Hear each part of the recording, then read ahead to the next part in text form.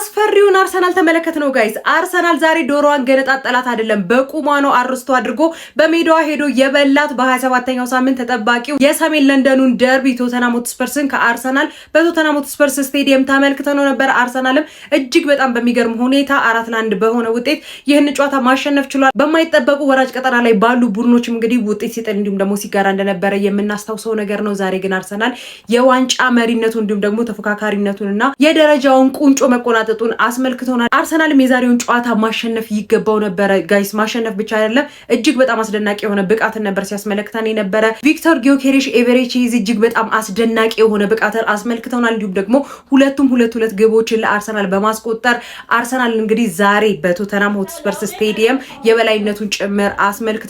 እጅግ በጣም የሚገርም ጨዋታ ነበረ። አርሰናልም በመጀመሪያው አጋማሽ በ32ኛው ደቂቃ በኤቨሬቺዝ አማካኝነት አንድ ግብ በማስቆጠር መሪ መሆን ችለው ነበረ። ነገር ግን እጅግ በጣም በሚገርም ሁኔታ በ2 ደቂቃ ልዩነት ቶተንሃሞች በኮሎሙዋኒ አማካኝነት ምላሽ መስጠት ችሎ ነበረ። ጨዋታውም እንግዲህ የመጀመሪያው አጋማሽ 1-1 በሆነ ውጤት ነበር የተጠናቀቀው። ነገር ግን ከሁለተኛው አጋማሽ በኋላ ከ47ኛው ደቂቃ ጀምሮ ነው 2 ግቦችን በቪክተር ጊዮኬሬሽ እንዲሁም ደግሞ በኤቨሬቺዝ አማካኝነት አርሰናል 4-1 በሆነ ውጤት ማሸነፍ ይቻላል። አርሰናልም ይህንን ጨዋታ በማሸነፍ በፕሪሚየር ሊጉ የደረጃ ሰንጠረዥ ላይ እንግዲህ ቁንጮ ላይ መቀመጥ ችሏል። 61 ነጥብን በመያዝ እንዲሁም ደግሞ ከማንቸስተር ሲቲ 5 ነጥብን በመራቅ እንግዲህ አርሰናል የዋንጫ ተፎካካሪነቱ እንዲሁም ደግሞ ወደ ዋንጫ የሚያደርገውን ግስጋሴ አስመልክቶናል። በዛሬው ጨዋታ ላይ ያላችሁን ሀሳብና ስቴት ኮሜንት ላይ አጋሩኝ። በሌሎች መረጃዎች በድጋሚ መልሳለሁ። መልካም ምሽት።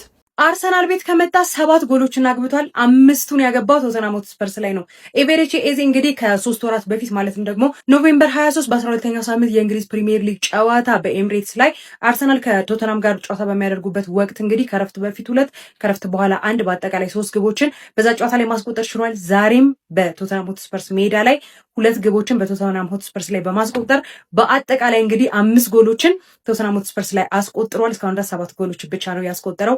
አስቡት።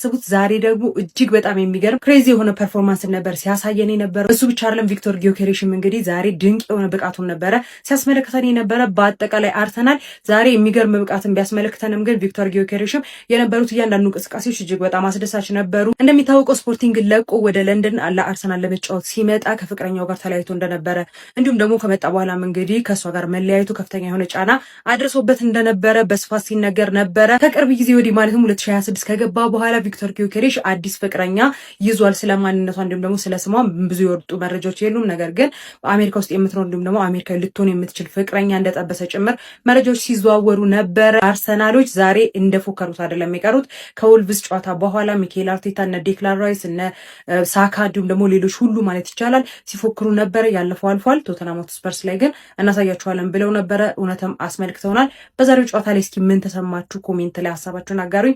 በሌላ መረጃ በድጋሚ መልሳለሁ። መልካም ምሽት። ዛሬ እንዲሆኗል መድፈኞቹ የሰሜን ለንደኗን ዶሮ ቅርጥፍጥፍ አድርገው በልተዋታል። ባለፉት ጨዋታዎችም ነጥብ ሲጥሉ የነበሩት አርሰናሎች ዛሬ በቪክተር ጊዮኬሬሽና በኤቨሬቺዝ 2 ጎሎች አማካኝነትም 4-1 ቶተንሃምን አሸንፈዋል። ኤቨሬቺዝ በቶተንሃም ላይ ታዲያ አሁንም የበላይነቱን አሳይቷል። ኖቬምበር ላይ ሃትሪክ መስራቱ ይታወቃል። አሁን ደግሞ 2 ጎሎችን አስቆጥሮም በ2 ጨዋታ 5 ጎልን በሰሜን ለንደኑ ቶተንሃም ላይ እንግዲህ ማስቆጠር ችሏል። መድፈኞቹ ዶሮዋን በገዛ ሜዳዋና በደጋፊዎቿ ፊት እያጣጣሙ ሲበልቷት አመሹ። ዛሬ ምሽት የለንደን ንጉስ ማንም ሳይሆን አርሰናል መሆኑ በድጋሚ አስመስክሯል።